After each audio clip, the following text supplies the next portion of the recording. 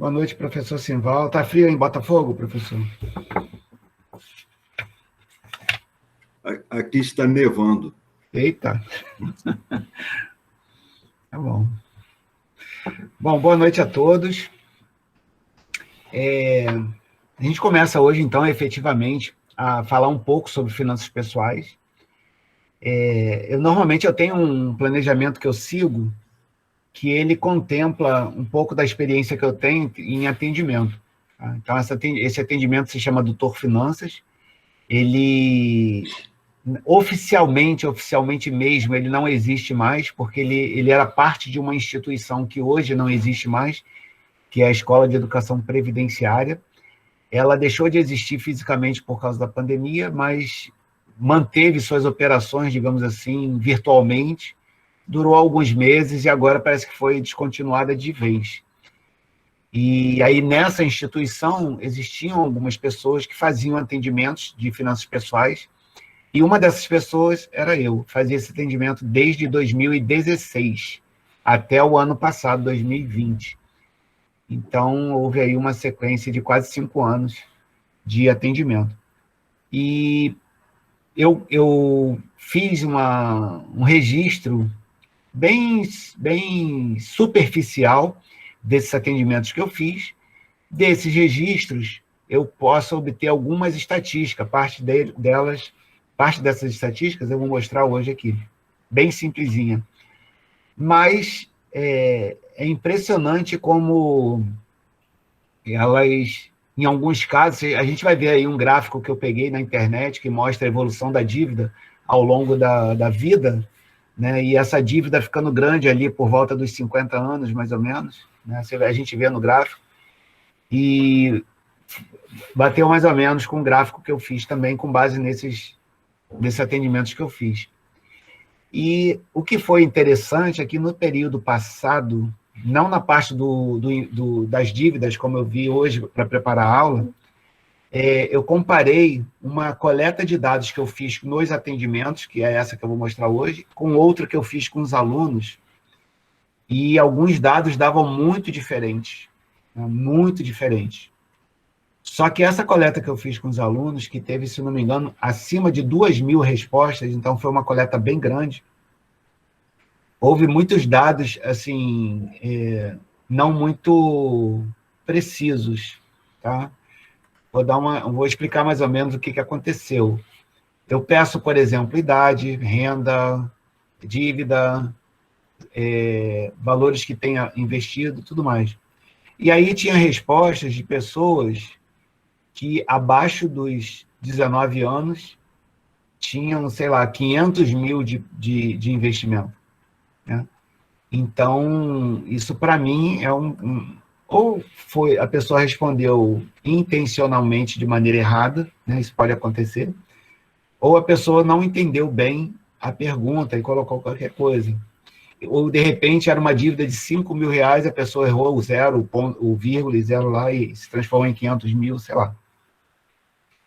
Então, quando eu fui fazer a comparação das duas bases de dados, eu tive que pegar essa que eu obtive dos alunos e cortei algumas coisas.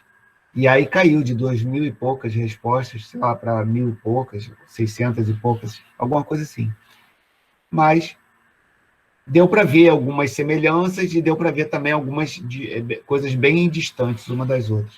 Tá? Então, nessa sequência, nessa atividade do Doutor Finanças, ela, se não me engano, no período passado ou no anterior, eu ainda tinha a ideia de que esse serviço ainda existia lá. Só que de um tempo para cá eu confirmei que ele não existe. Porém, algumas pessoas que eu atendo, que eu vinha atendendo lá, ainda têm contato comigo. Eu acho que ontem ia ter um atendimento até. Semana passada teve também. Então, eu estou constantemente atendendo pessoas. Então, aquele número que eu tenho de atendimentos e de pessoas que passam para mim alguma informação, ele continua subindo. Tá? Continua subindo, porque eu faço atendimento por videoconferência. E uma coisa que eu achei que ia acontecer, que o fato de ser por videoconferência os números iam aumentar muito de atendimento, não aumentaram. Então, mesmo com a facilidade de fazer o atendimento da sua própria casa, não houve assim, um aumento expressivo da quantidade de atendimentos. Algumas pessoas, sim, aproveitam isso e praticamente todos os meses tem atendimento, e outras pessoas, nessa parte de videoconferência, quase sempre elas vão tendo o mesmo destino que as pessoas lá presencialmente. Ao longo do tempo, elas vão deixando de ser atendidas por iniciativa própria, né?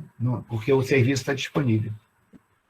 Bom, então, com base nisso, eu fiz, para semestre passado, uma apresentação, que eu vou replicar aqui, eu vou repetir a apresentação que eu fiz, onde eu peguei algumas abordagens de algumas pessoas em relação ao endividamento e fiz os meus comentários.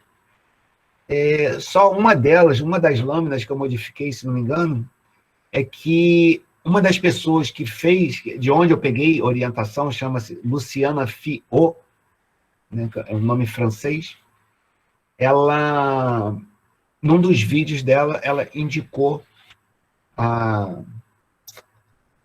como é que é o nome?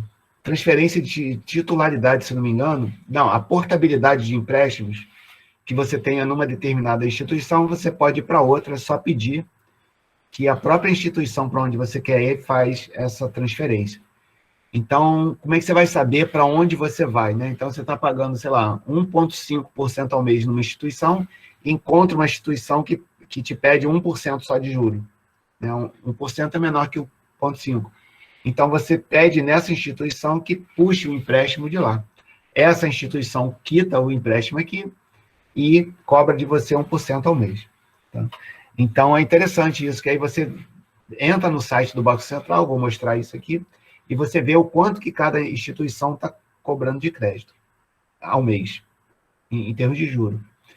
E de março para cá, que foi a vez que eu fiz essa apresentação, o empréstimo mais barato, se não me engano, estava 0,89% ou 0,9% ao mês, e o mais barato agora já passou de 1%. Então, para a gente ter uma ideia que de março para cá, são 4 meses mais ou menos, a taxa de juro já aumentou nesse padrão aí. E o último, o mais caro, né, que era 27%, se não me engano, ao mês, tem empréstimo que pede 27% ao mês, ele passou, se não me engano, para 25% ou 26%, caiu um pouquinho. Tá? Então, vou passar a exibição aqui dessa apresentação.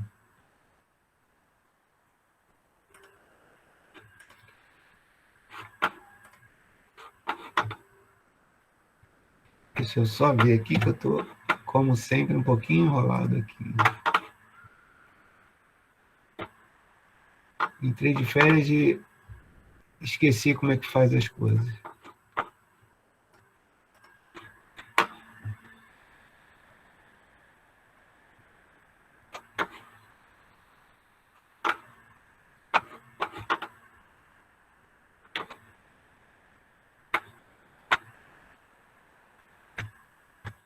Então tá, pessoal, é isso aí.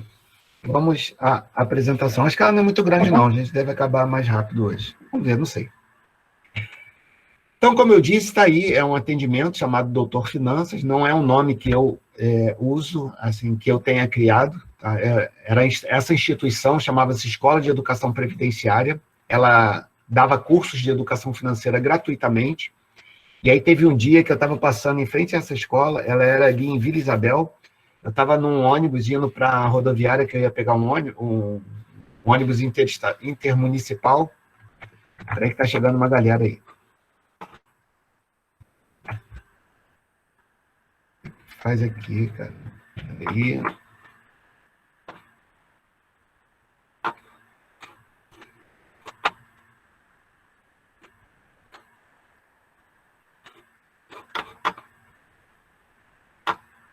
E aí esse ônibus resolveu parar no sinal em frente à escola, e eu estava deitado assim no vidro, estava na janela, abri o olho, e por coincidência ele parou exatamente em frente a um lugar que estava escrito assim, Escola de Educação Financeira.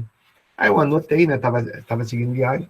E um dia qualquer eu dei um pulo lá e fui conhecer a escola, conheci o Carlos Batalha, que é o gestor da escola. Aí fiquei sabendo toda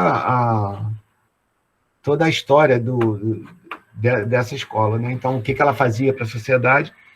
E me aproximei deles e me tornei até um professor lá, dava aulas de orçamento, coisas assim, e me candidatei para fazer o Doutor Finanças, assisti um ou dois atendimentos, observando o que era feito, tirei minhas conclusões, disse que estava pronto em setembro de 2016, eu comecei a fazer.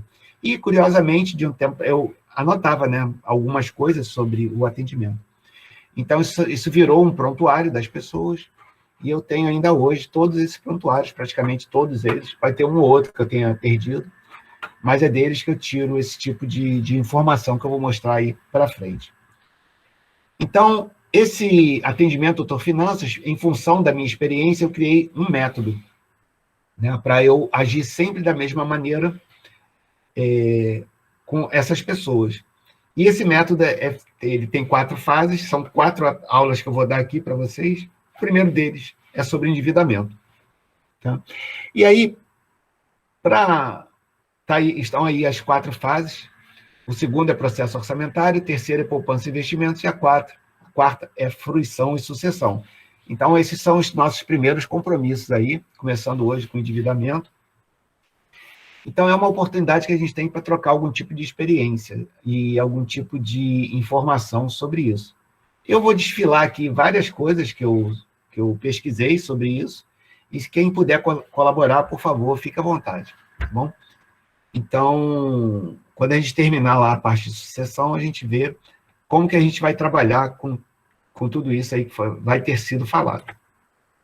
Então, o primeiro que eu pesquisei, quer dizer, o primeiro que eu estou aqui apresentando, desses que eu pesquisei, esse cara aí, eu não sei falar o sobrenome dele, tá? Ele é israelense, se não me engano, e ele já vive aqui no Brasil há um tempo, tem um sotaque bem marcado, né, lá de Israel, e ele tem um canal no YouTube, Eu Vou Te Ensinar a Ser Rico, e tem também esse livro aí. Esse livro, eu não conhecia, também não conhecia o Ben, foi num atendimento, um casal, eles viram que o que eu estava falando era muito próximo de um livro que eles tinham, que é esse daí, e aí eles mandaram esse livro para mim, era um livro em PDF, e aí eu dei uma estudada e peguei lá o que eu achei que seria interessante em relação às dívidas. Uma coisa que me chamou muita atenção no Ben, que deve ser de Benjamin, né? Uma coisa que me chamou muita atenção é como ele prega uma declaração de guerra mesmo aos empréstimos. Então, existe toda uma questão muito leonina, digamos assim, por parte das instituições financeiras em relação a nós, usuários dos empréstimos, e aí não são poucos, muitos educadores financeiros têm uma postura o mais, digamos assim, violenta possível em relação, assim, mais violenta possível por parte dos clientes em relação às instituições financeiras, porque tem todo um sistema, né, que é muito agressivo mesmo, em relação à execução dos contratos, digamos assim. Então, basicamente, o que ele sugere é: para de pagar, espera a dívida ficar astronômica, né? Entenda o que está acontecendo, porque o valor do principal é pequeno, por conta de contratos, ou nem sempre por causa de contratos.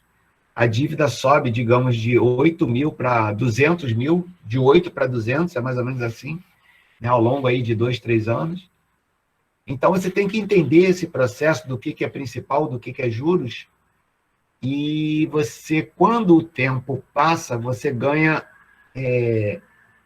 força para que você possa impor determinadas condições, digamos assim, porque a empresa a instituição financeira que conceder empréstimo, ela quer receber mesmo que seja sem juros. Então, normalmente tem aquele tipo de acordo, né, que a instituição diz que faz tudo por você, aí baixa de 200 para 8 mil, né, e aí está querendo dar a impressão de que ele reduziu a dívida, na verdade, ele simplesmente tirou um juro abusivo que tinha ali no contrato, e aí você tem que ter consciência disso, de quanto é o principal que você está devendo, né? Às vezes nem esses 2 mil o valor do principal é. Então, se você tiver essa ideia, e sabendo também que a maioria dos pagamentos aceitam parcelamento e tudo mais, e se tiver paciência, se tiver uma boa cabeça para conduzir isso tudo, você consegue sair dessas dívidas. Em nenhum momento eu vi ele ou algum outro educador financeiro de renome, que sejam bons, estimular o não pagamento. Ah, não paga e pronto. Não é isso. Tá? Mas entenda que a dívida que você em algum momento não conseguiu pagar por ter ficado inadimplente, você precisa resolver isso com muita calma, porque normalmente, se você deixar ser levado pela instituição financeira, elas vão ser muito agressivas com você. Então, vamos ver aí o que eu vi dentro desse livro que pode ser interessante aqui para a gente. Chegando mais gente aí. Eu lembrei como é que faz o apontador. Vamos lá. Então, retirado aí do livro dele. Tá? Primeiro passo, saber o custo de vida e passar a viver em um padrão abaixo da renda. Então, basicamente, eu acho que eu vou comentar isso lá no final, a situação de endividamento, ela ocorre em função de um fluxo de caixa mensal, onde você constata um déficit. Basicamente isso. E o que é um déficit de fluxo de caixa mensal? É quando você gasta mais do que a sua renda. Tá? Simples assim. Então, alguém ganha 3 mil reais e faz gastos de 3.200, 3.700, 4 mil, etc. Então, essa diferença normalmente é coberta por um cheque especial, alguma coisa desse tipo. E se a pessoa não reverter essa situação 1, 2 meses depois, esse valor de 800, 2 mil, 5 mil vai crescendo, crescendo e vira essas dívidas enormes. Então, a doutrinação dele, ele passa por isso. Você tem que entender o que acontece na sua vida e você tem que construir um cenário onde o seu fluxo de caixa seja superavitário.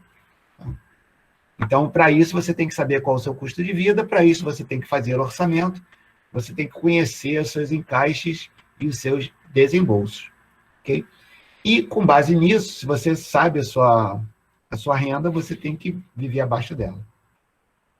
Nunca pagar o mínimo do cartão, acredito que a maioria saiba sobre isso, né? E se chegou num ponto, e aí ele dá alguns exemplos, se chegou num ponto que você está pagando o mínimo e aquela dívida vai aumentando demais, porque o juro do cartão de crédito nessa situação é muito agressivo, ele recomenda para que chegar num ponto onde você esteja inadimplente, ou você paga tudo, né? Você tem uma dívida de 800 reais que virou 4 mil reais. Tá? Então, em função, a capitalização dos juros levou de 800 para 4 mil, você tem 4 mil reais, quer resolver isso, você entra em contato com o cartão de crédito, deposita lá os 4 mil reais, acaba com a dívida e tudo bem. Não tem condições de fazer isso, você tem que parar de pagar. Não paga. E negocia depois. Então, ele sugere que você entenda que essa dívida vai crescer exponencialmente, porque vai atuar juros sobre juros, ok? E você, enquanto essa dívida sobe, você, ao mesmo tempo, junta dinheiro para que, em algum momento, você tenha cacife para poder combater isso daí.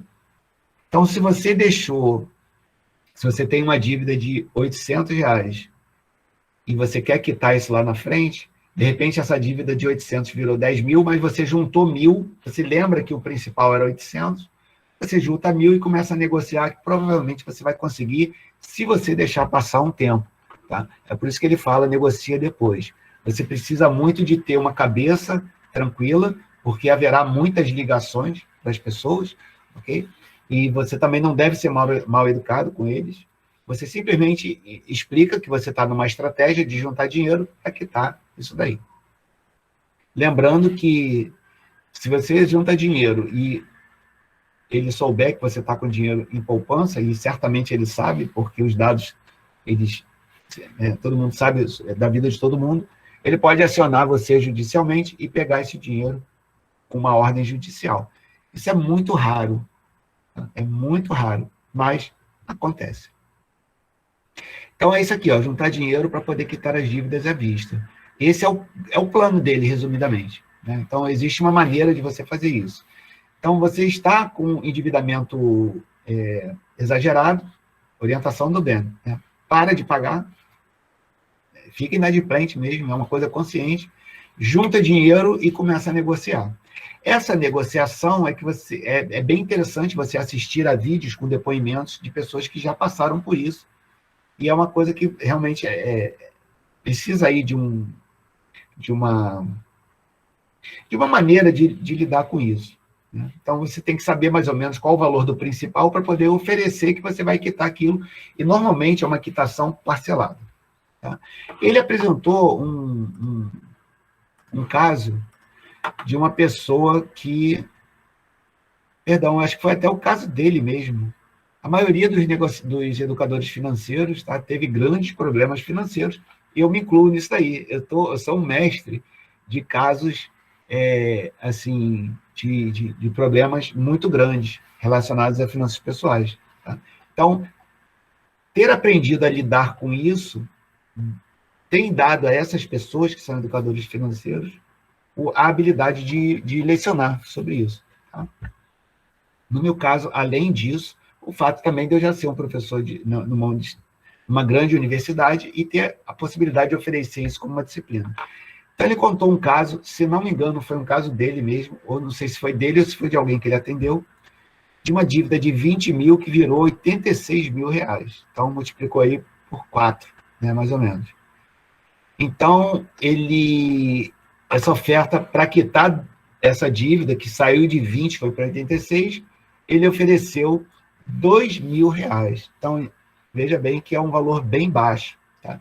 Então, provavelmente, essa pessoa tem ciência de que esses 2 mil são, na verdade, o valor que estão aqui dentro desses 20 mil, que realmente são a dívida. Então, esses 18 mil de acréscimo aqui, que elevaram de 2 para 18, são juros contratuais já agressivos, e, além disso, esses 20 para 86, mais juros ainda. E aí é óbvio que o banco fica não querendo, tá? E o banco contra-ofereceu 7 mil de proposta, tá? Repara que o próprio 7 mil já é um valor interessante, tá? Eu mesmo, se não me engano, eu já tive um problema com o Itaú, da ordem de 40 mil, que eu resolvi com 2. Eu fiz uma oferta de 2, e o que aconteceu é que eu me preparei, 2.000 e pouco, tá? 2.600 e qualquer coisa, alguma coisa assim. Eu estava com dinheiro na mão para ir lá e quitar, caso pudesse. Aí, quando a menina puxou o saldo para mim, tinha uma oferta menor ainda, 2.400 e pouco. Eu ainda economizei, eu acho que uns 200 reais. Então, eu costumo dizer que você consegue resolver as dívidas, quando elas estão assim catastróficas, com em torno de 5% do valor que é apresentado para você. Você vê que faz mais ou menos sentido com base nisso, tá? Então, esse contra-argumento de 7 para o 2, o cliente também não topou, foi embora ou desligou o telefone, sei lá, e aí o banco voltou para a negociação, e aí o cara chegou a ceder de 2 para 2.500, ele fechou em 2.500. Tá? Então, se a gente for ver aí com algumas pessoas que a gente conheça, essas negociações, seria interessante a gente saber sobre elas, para poder ter ideia do que ocorre por aí em termos de negociação. Tá? E aí essa pessoa passou a comprar tudo à vista. Realmente é uma saída assim, bem radical. Eu já passei por isso, não exatamente por causa da dívida que eu tinha, dessa do Itaú que eu falei, mas sim, minha mão estava muito aberta com o cartão de crédito. Aí eu falei, não vou usar mais isso não, que isso aí é uma ruína. Aí eu passei a dar só com débito ou dinheiro, e na medida em que tinha dinheiro na conta corrente, o mês ia passando, esse dinheiro ia caindo, eu sabia mais ou menos os meus limites de gasto. Fiquei um tempo assim, depois eu me eduquei em relação a isso. Hoje em dia, eu tenho limites altos de cartão de crédito e ainda não tive problema. Vez por outra, escapole um pouco, e eu vejo meu cartão de crédito subir um pouco, tá?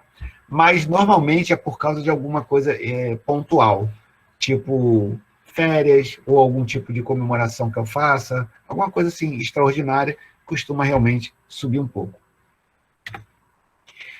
Esse cara aí, Ronaldo Gottlieb, não lembro qual é a procedência desse nome, eu conversei com ele já sobre isso, não lembro. Ele faz parte de um grupo de professores dessa ex-escola de educação financeira, né? Então, eu estou no grupo de Zap da galera lá e tal, eu tenho contato com ele, e aí ele tem uma página no YouTube, né? Ele tem um canal no YouTube, e lá tem N vídeos, muita coisa interessante. Tá? Então, eu dei uma vasculhada lá, e o que eu vi aqui?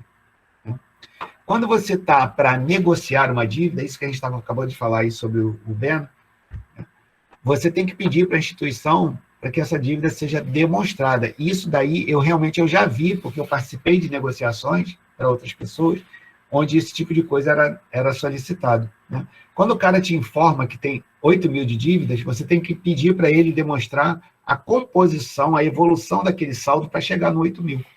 E, normalmente, eles não vão demonstrar isso. Tá? Enquanto isso não ocorre, você não tem por que você acreditar que aqueles juros lá estão corretos. Então, para cuidar dessa evolução da dívida, estando ou não atrasado, né, sempre acompanhar saldos, pagamentos, amortizações, juros, etc. Tá? E aí, no caso de você fazer essa quitação, é nosso direito ter informação clara. Então, jamais pagar uma dívida que esteja atrasada, simplesmente baseado no que o cara está te mostrando. Tá? E, normalmente, quando você pede isso daqui, a instituição financeira não te dá, porque ela sabe que ela vai estar ali demonstrando que uma dívida de 1.000 virou 85 mil do nada. Né? Aliás, a propósito, pouquíssimos de vocês devem saber o que é reserva fracionada, ou fracionária, não lembro, porque mesmo o banco privados, eles criam dinheiro do nada. E eu já assisti algumas aulas sobre isso. A proporção de dinheiro de reserva fracionada do mundo, se não me engano, é da faixa de 7/8 do dinheiro que existe no mundo. É uma coisa bem, bem, bem horrível. Né? Então, digamos, o banco cria dinheiro do nada, então, do nada, ele pega e cria, sei lá, vamos dar um chute aqui, 100 milhões de reais. Tá? E começa a emprestar esse dinheiro do nada. E aí você deixa de pagar, quer dizer, ele te empresta do nada, ganha um dinheiro real, digamos assim, você fica inadimplente de algo que ele não tinha, que ele te emprestou, e mesmo assim ele te executa. Então, isso é uma coisa muito complicada. Tá? Procura saber sobre o que é a reserva fracionada dos bancos. É autorizado pelo Banco Central, está até num manual em PDF que o Banco Central divulga sobre isso. Então, ele cita que os maiores medos se relacionam à penhora de bens, né, cobrança abusiva. A gente tem que ter uma ideia, e ele fala lá o que pode ser penhorado, o que não pode ser penhorado. Tá? Então, é interessante. E até ter o contato dele para, em caso de necessidade, ou indicar, até indiquei ele para uma pessoa que entrou em contato comigo, tem umas 2 semanas. Ele é um advogado que trabalha com isso, então, provavelmente, se você for contratar um advogado, é interessante que ele tenha essas características. Suicídio chega a ser considerado, às vezes, palavra dele, tá? Eu até já quis estudar um pouco isso, né? Tem um amigo meu muito próximo que uma pessoa conhecida dele já se jogou de cima de um prédio por causa de dinheiro. Então, isso daí realmente tem que ser uma coisa que a gente tem que afastar de vez da nossa cabeça. Né? Jamais pensar numa saída como essa, mas isso ocorre de vez em quando. Os devedores possuem mais direitos do que pensam, são palavras dele, então por isso que é interessante ter esse contato com o advogado. É interessante visitar esse YouTube dele, porque lá tem muita informação que a gente nem imagina, né? E é justamente nesse sentido de que a gente tem direitos nessa negociação. E os credores possuem menos força do que aparentam. Então, todo aquele papo que eles falam pelo telefone, a gente teria que reduzir bastante, porque eles não estão exatamente com tanta força quanto eles aparentam ali. E é importante que a gente tenha essa ideia, porque essa negociação em algum momento vai ocorrer se as contas desandarem. E ele divide, pelo trabalho dele, né, uma metodologia dele, ele divide as dívidas em dívida agressiva e dívida menos agressiva. Então, você, quando relata o seu caso para ele, ele pega uma quantidade de dívidas que você tem e fala, essas aqui são mais agressivas. Aí ele circula isso. Essas aqui você não precisa se preocupar, porque elas não vão vir para cima de você. Já essas você tem que pagar. E, de repente, do total de dívidas que a pessoa tem, digamos, 100 mil reais, 8 mil são agressivas, então vale a pena você fazer o esforço de pagar esses 8 e administrar as que não são agressivas. E aí, obviamente, por ele ser um cara que lida com isso, ele vai ter muito mais trato do que isso, nisso daí, do que a gente. Então, ele cita que não há penhora em conta de poupança até 40 mil, e isso é uma coisa relativa, porque eu sei de um caso concreto de uma pessoa que tinha poupança de 10 mil reais e esse dinheiro foi penhorado por penhora eletrônica do Banco Central, tá? Mas ele diz que isso é inconstitucional, quer dizer, você, teoricamente eu poderia pedir esse dinheiro de volta para a pessoa. Tá? Então, a poupança, ele indica para juntar dinheiro para pagar à vista. Então, abrir a conta na poupança e juntar dinheiro lá até você ter força para, dentro desse exercício de você saber que você pode pagar em torno de 5% do valor, chegou naquele valor, você começa a negociar. Quando eles cederem, normalmente isso aí ocorre lá pelo 4º, 5º ano, né? Você quita. E não há penhora de conta salário. Tá? Então, se você tem empréstimos numa conta onde você recebe salário, e o empréstimo vem da conta, não do contra-cheque, é só você encerrar aquela conta, abrir no outro banco, que o seu dinheiro vai cair lá livre desse negócio todo. E aí vão ficar esses valores lá para serem pagos, você vai deixar para lá e vai seguir a estratégia que ele menciona lá. Carro e moto sendo ferramentas de trabalho não são empenhoráveis, era uma coisa que eu não sabia. Bens de uma casa não podem ser penhorados. Então, outra coisa muito interessante, né? Então, computador, geladeira, televisão, será que alguém vai levar uma coisa dessa? A questão é que se você tem um bem dentro da sua casa que seja de muito valor, uma obra de arte, uma coisa assim, isso pode ser penhorado. Agora, itens de uso que já estão em uso, não, provavelmente não vão ser penhorados. 60% da população economicamente ativa no Serasa. Após negociação, 80% volta a ficar inadimplente. E aí ele diz que ele é muito contra essas feiras de negociação, porque as pessoas fazem a negociação e logo depois voltam a ser inadimplentes. Então ele não gosta muito dessas feiras do Serasa, tá? Por causa disso aqui. Você vai lá, acerta, mas na verdade você vai sem aquela preparação que o Beno falou no início do slide lá dele. Você, antes de começar a querer resolver a saída do endividamento, você tem que acertar o seu fluxo de caixa e se tornar superavitário. Porque se você é deficitário e resolver a dívida, você vai estar dentro dessa estatística aqui. Vai retornar à situação de inadimplente e volta tudo a como era. Tá? E sobre a prescrição de dívidas, que a gente sabe disso, né? Em 5 anos, a dívida prescreve, ou seja, ela não pode ser cobrada, porém ela não se extingue. Então, ela não vai ser motivo de uma cobrança judicial. Tanto que, quando passarem os 5 anos de uma pessoa inadimplente, a partir do 5º ano, né, quando esse 5º ano se encerrar, ela volta a ter digamos assim, o status de antes dessa situação. Ela volta a ter, poder usar o cartão de crédito, volta a ter cheque especial, esse tipo de coisa. Só que dentro daquele banco que você teve os problemas, é provável que você não tenha negociação, a menos que você pague. E aí... Professor... Pois não. Mas tem uma observação. Em relação a esses 5 anos da prescrição de dívida, muita gente cai no engano de achar que passou 5 anos, pronto, meu nome está limpo.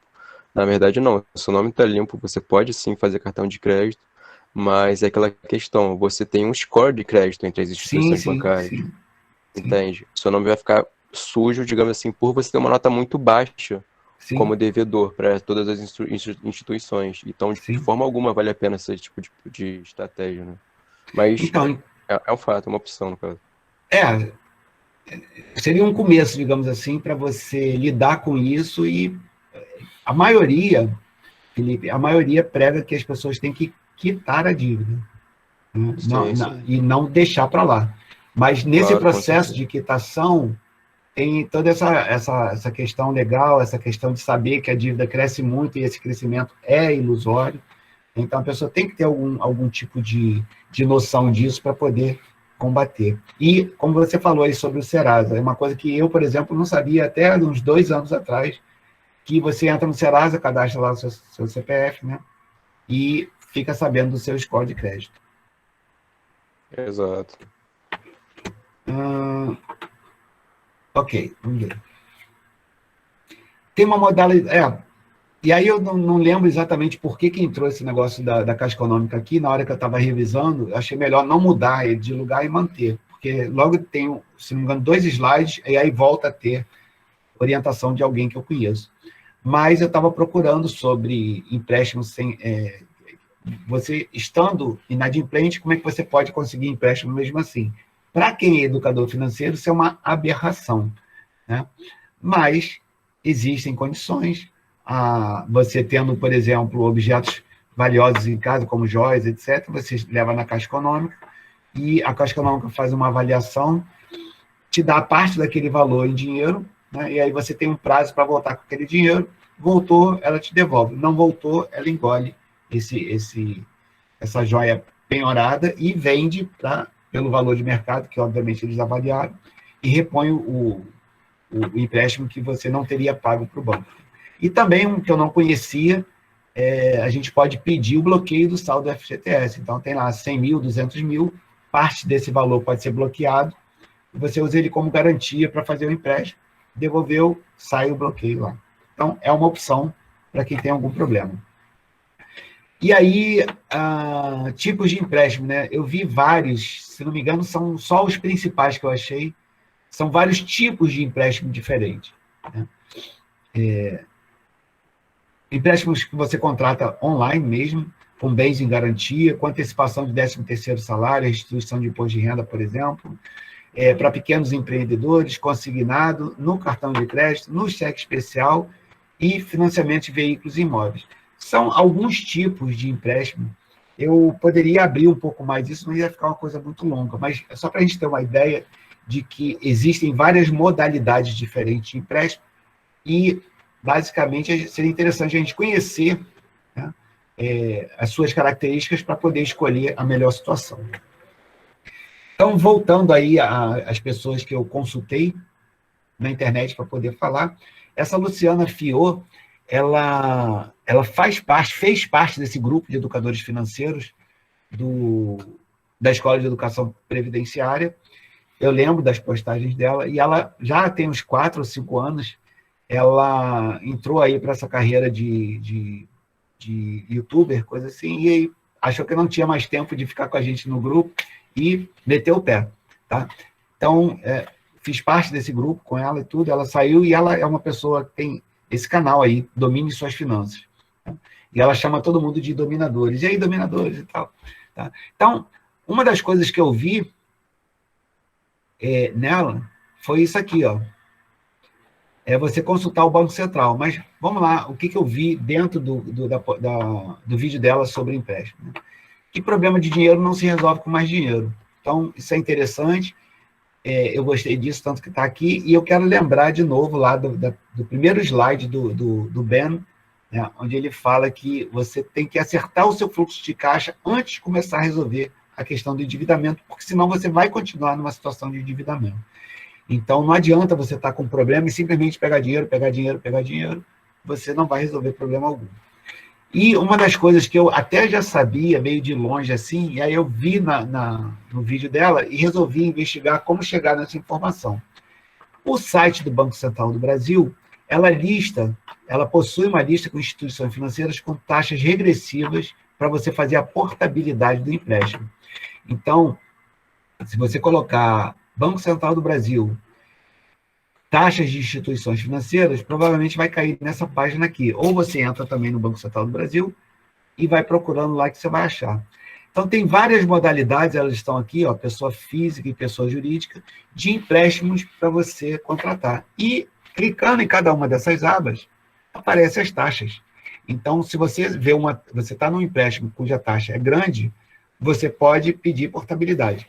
Eu já indiquei isso daqui para um atendido, e ele foi ver, e no caso dele não atendia, porque um dos bancos que estavam lá com uma taxa melhor só atendia pessoas, por exemplo, lá do Nordeste. Como a pessoa era aqui do Sudeste, não era o caso. Então, depende, não é só a oferta da taxa, tem que ter algum tipo de convênio, algum tipo de programa em execução lá na instituição que permita que você participe. Então, não é uma coisa assim muito aberta. E outra coisa é que você, mesmo que seja uma coisa aberta, você provavelmente vai ter que abrir a conta lá se tornar cliente daquele banco, etc. Mas é uma possibilidade, tá bom? Então, você entrando lá, tem aqui, ó, crédito pessoal consignado, se não me engano. Né? Então, tem várias opções. E aí, eu fui lá em março, né, e vi, tem aqui, ó, dia 11 de março, que foi, ou dia 17, não lembro, foi o dia dessa aula que eu fiz, né? E lá no site do Banco Central, as taxas aparecem de forma regressiva, elas estão aqui, ó, a taxa mensal e a taxa anual. Então, repara que o Banco Safra, ele estava oferecendo 0,89 por mês, lá em março, e era a instituição escolhida não, né?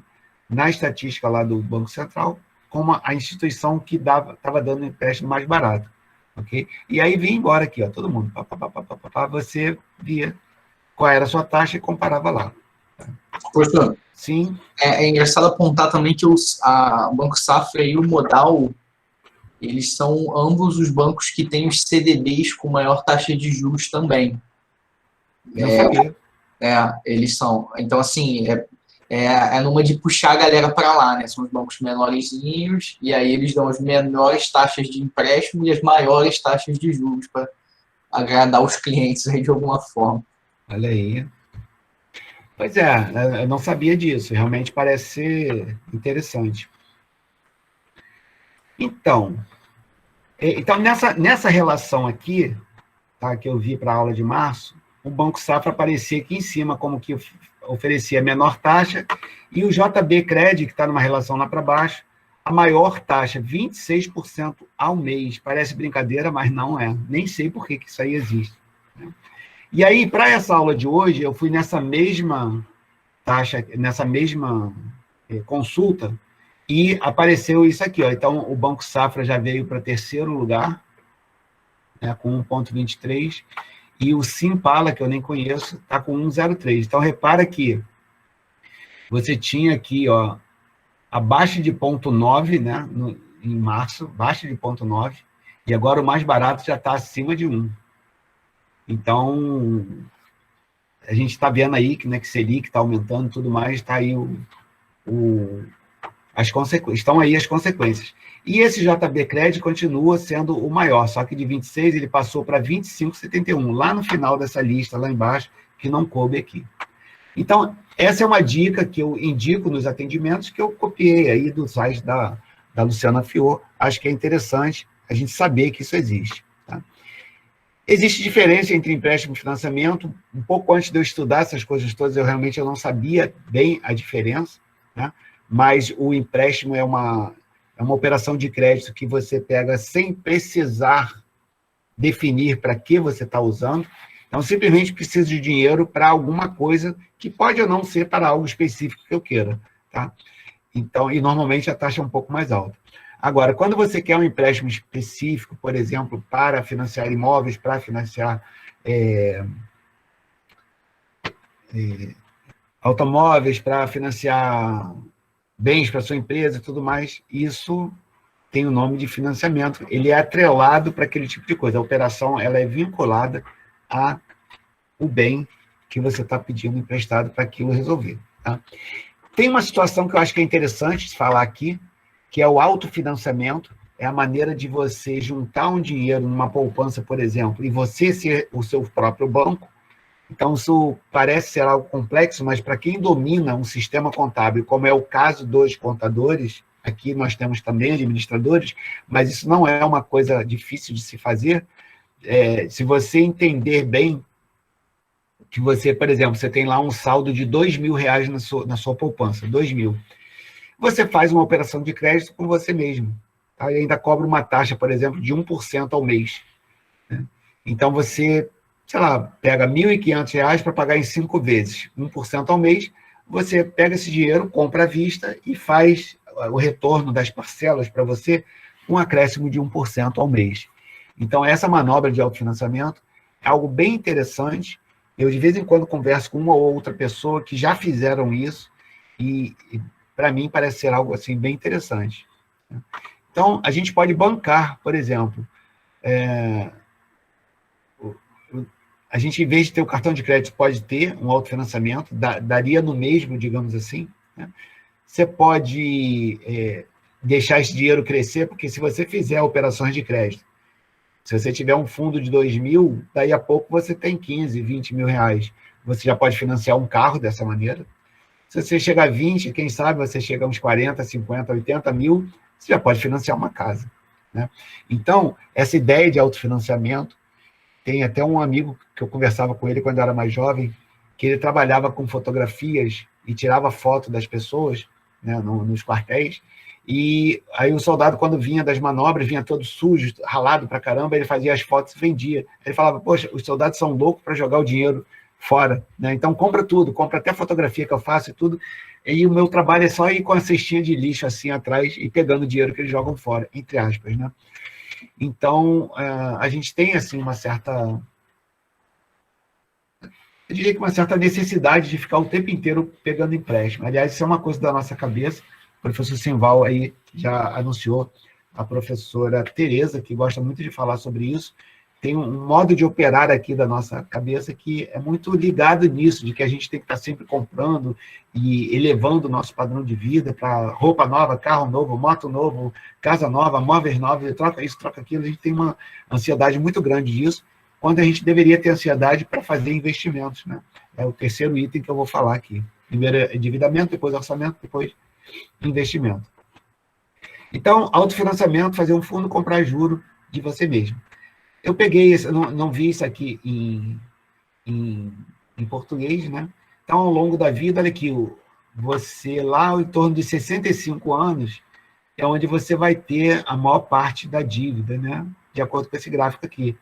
Então, eu não sei o que é BTO aqui, mas você se endivida por causa de carreira, se endivida por causa de casamentos, se endivida por questões familiares, se endivida para cuidar de saúde, para cuidar dos filhos, e na época da aposentadoria você começa a ter redução do endividamento. Tá? Vocês vão ver num gráfico lá que, eu não lembro se é 65 anos, mas é por ali, mais ou menos, que tem um pico de dívidas das pessoas que eu atendo.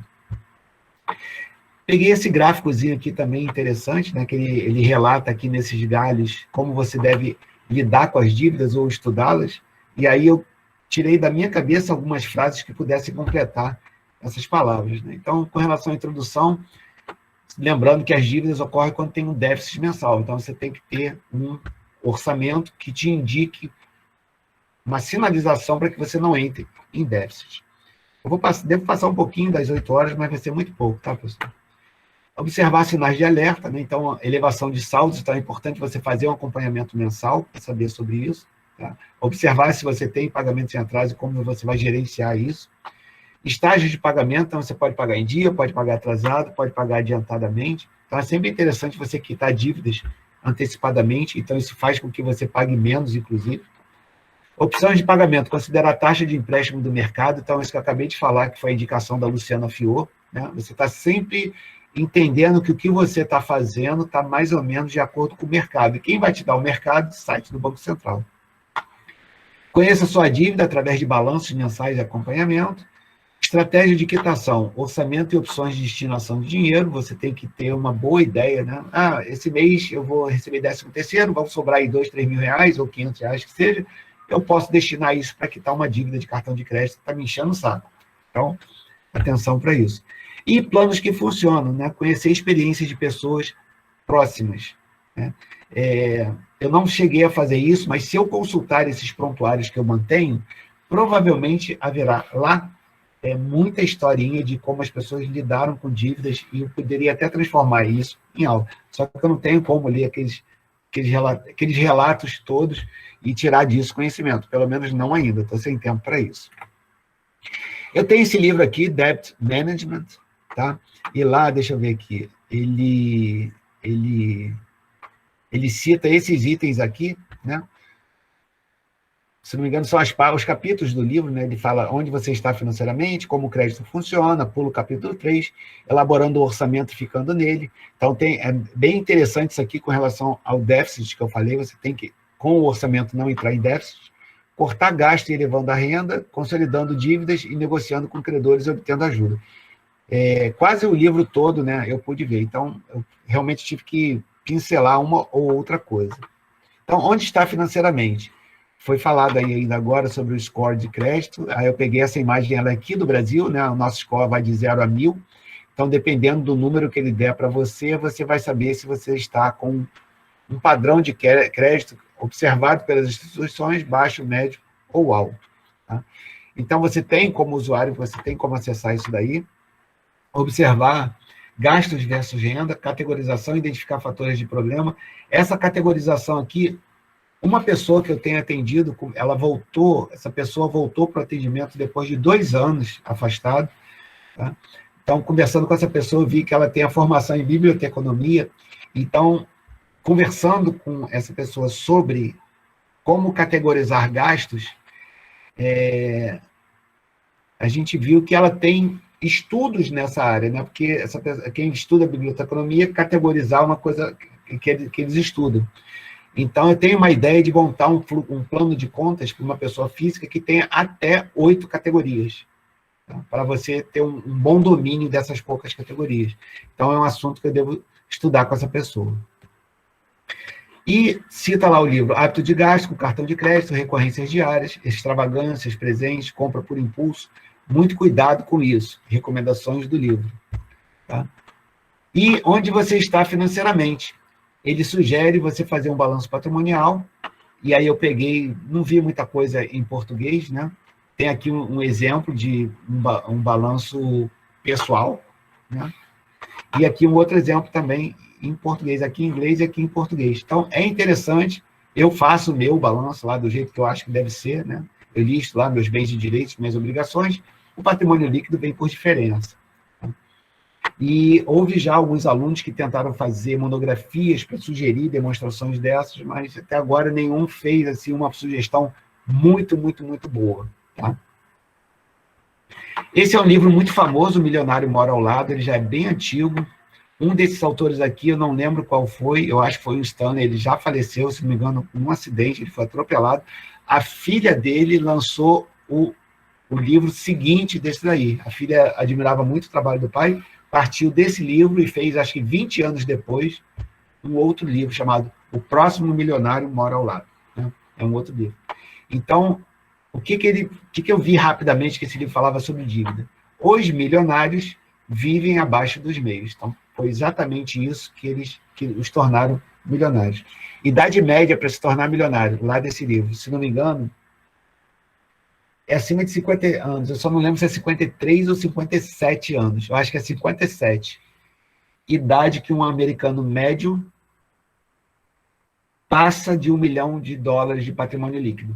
E a gente tem a ideia de que o cara chega lá, ele ganhou fortuna, não sei o quê, não. Mas a maioria construiu a sua riqueza vivendo abaixo dos meios. Sendo superavitário. Ligação forte com o processo orçamentário. Em média, a renda é menor que 7% da riqueza. Então, se você pegar o patrimônio líquido dessa pessoa, naquele ano ele vai ter de renda 7% daquele valor, mais ou menos. O que ele está querendo dizer com isso? Milionário normalmente não tem renda própria. Tá? Tem renda de investimentos, tem renda de empresas. Tá? Então, uma alta renda significa que você vai ter muita taxação de impostos. O livro Pai Rico, Pai Pobre também fala muito disso. Tá? Então, renda para milionário, normalmente, eles tentam ter uma renda muito baixa. E nós aqui, pobretões, a gente está sonhando de entrar para um emprego para ganhar 15, 20, 30 mil. sem considerar que esses empregos são altamente taxados com imposto de renda. Então, é um livro bem interessante de se ler. Tá? A maioria faz orçamentos meticulosos. Então, para ser milionário, vamos fazer orçamento. Soldado das Finanças, também um outro livro em inglês. Então, ele tem lá Mensure Sua Dívida. Né? Ele trata sobre o seu status financeiro, basicamente fazendo um balanço patrimonial.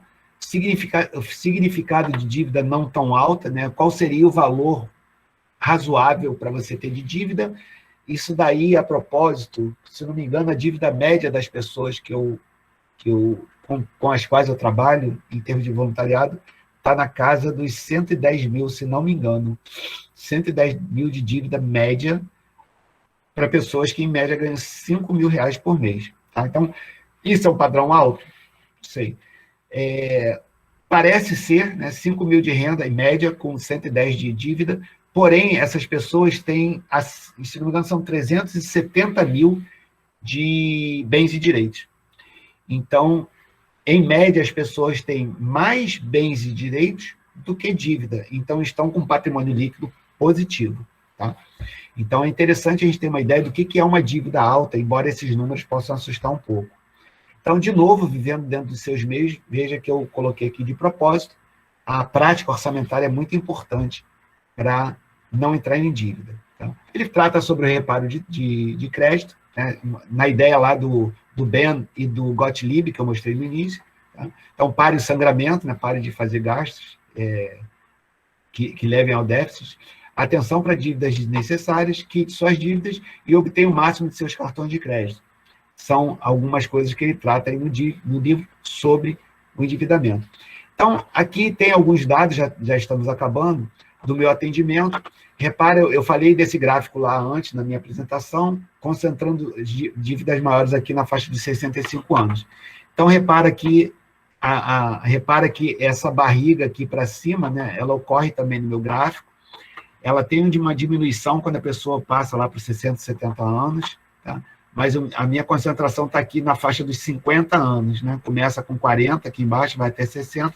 Ali na faixa dos 50 anos, nessa vizinhança aí dos 50 anos, é onde as pessoas que eu atendo concentram a maior parte das dívidas, né, declaradas aqui para mim no atendimento. E aqui, como eu tinha falado, né, as dívidas assustam aqui na faixa um pouco acima dos 150 mil, que eu tinha falado na faixa dos 100, né?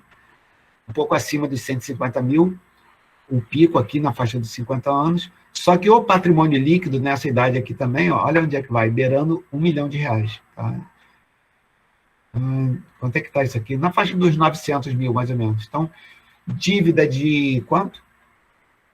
150, com patrimônio líquido de 900 e pouco, então passa de 1 milhão, né, na média ali, de bens e direitos. Tá? E aí eu coloquei os dois gráficos juntos, para a gente ver que o patrimônio líquido está aqui, ó, cor de abóbora, quando as duas vão para o mesmo gráfico, né, para ficar na mesma escala, você vê que ela, por faixa etária, embora as dívidas sejam altas, o patrimônio líquido é superior. Então, significa que as pessoas têm mais bens e direitos do que dívida, de modo que haja um patrimônio líquido positivo.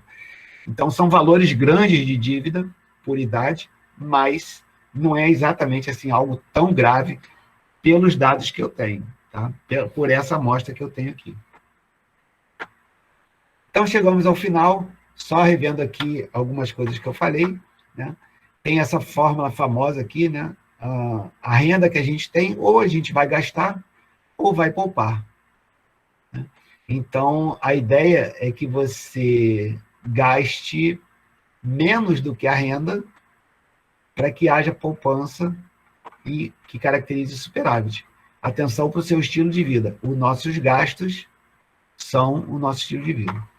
Atenção para a evolução da dívida, né, contratos e saldos, apoio da Defensoria Pública ou de advogados.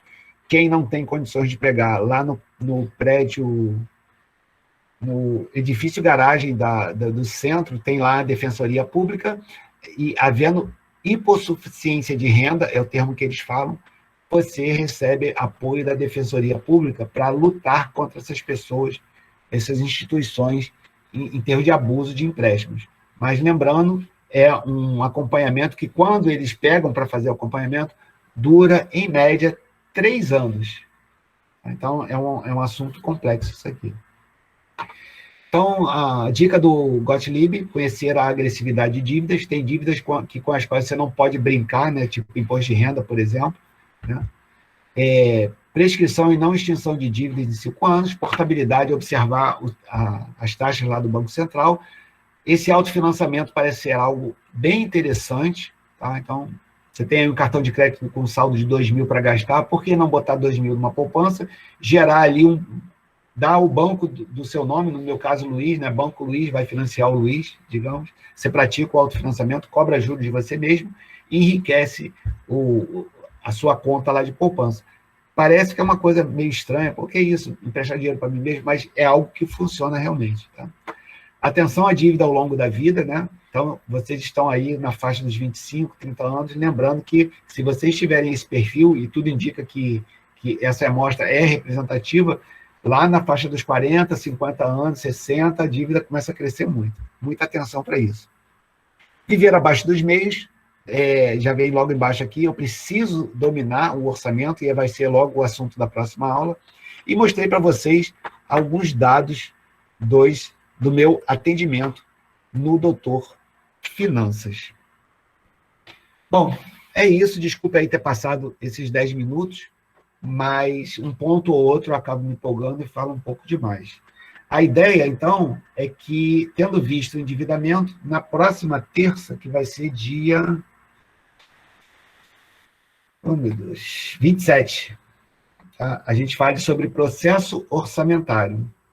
Então, eu acho até que é uma exposição meio grande, eu costumo abrir em 2 dias, mas eu vou tentar fazer num dia só. Então, tem aí todo um sistemazinho, né, que a gente pode operar com as nossas próprias finanças. Mas vocês viram aí, a maioria deles cita que no tópico endividamento, você precisa ter maestria na condução das finanças através de um orçamento. É uma coisa que eu queria endossar, porque eu gosto muito dessa ajuda que o orçamento dá para a gente. Pessoal, muito boa noite, então. Eu agradeço aí a presença de vocês. Espero que a sexta-feira, o fim de semana de vocês, seja muito maravilhoso. E até terça-feira que vem. Tá? Deixa eu ver se tem algum recado aqui. Grupo de WhatsApp, acrescenta aí o Sávio. Giovana, valeu. Agradeço aí seus comentários. Boa noite para todo mundo. E vamos lá, em direção daqui a pouco a gente vai falar de investimento, que é a hora que ninguém vai ter sono aí para prestar atenção na aula. Pessoal, professor. Opa, fala aí, Felipe. Opa, uma dúvida. Você vai disponibilizar esses slides em algum local ou não? Eu posso, é só querer. Eu posso enviar por e-mail. Você me pede beleza. lá, ou se vocês quiserem, eu envio para todo mundo. Tanto faz. É que eu evito enviar e-mail. Sinceramente, claro. Para não encher a caixa postal. Manda e-mail para mim, pede o slide da aula de hoje e eu te passo. Tá? Beleza, então, professor. Tá Obrigado. vendo que a galera está querendo. Eu vou fazer o seguinte, Felipe, eu vou mandar então para a turma, tá? E quem não quiser, só... eu vou enviar para todos, Camila, então. Porque eu fico meio assim, né, que eu mando muito e-mail, eu falo, o pessoal deve estar de saco cheio. Mas só vou mandar o slide. Se você não quiser, é só deletar o e-mail, tá tudo certo. Tá? Professor, vou fazer isso... Opa! Uma boa ideia seria mandar também como, quando você for mandar o convite da próxima aula, mandar o slide da anterior, para não ficar 2 e-mails. Uma opção aí. Pode ser. Mas vou ver se eu já mando logo, que aí, de repente, entre uma aula e outra agora, a galera vai lá e quem não quiser já apaga. Beleza. Obrigado, professor. Vou mandar agora, pode deixar. Valeu. Pessoal, um abração para todo mundo e até a próxima, se Deus quiser. Quem for de ética, é só aguardar aí 8h30, eu estou de volta.